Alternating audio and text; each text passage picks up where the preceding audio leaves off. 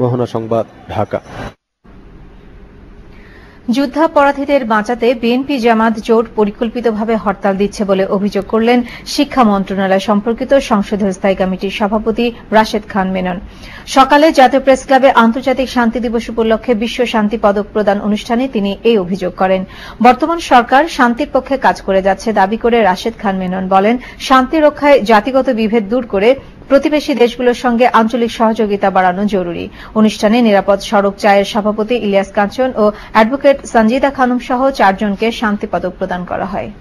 যখন আমরা দেখি যে পরিকল্পিতভাবে রাস্তায় আন্দোলনের নামে আন্দোলন করতে, আমিও আন্দোলনের লোক, আন্দোলন করেছি, আন্দোলন করতে যাই, কিন্তু আমি আজকে যখন পত্রিকায় পড়লাম যে আন্দোলনের যারা কর্মী তারা গ্রেনেড গ্যাস ব্যবহার করছে এবং তাদের জন্য সেই গ্রেনেড গ্যাস আপনার 1 মাস আগে ধরে প্রশিক্ষণ প্রদান করা হয়েছে।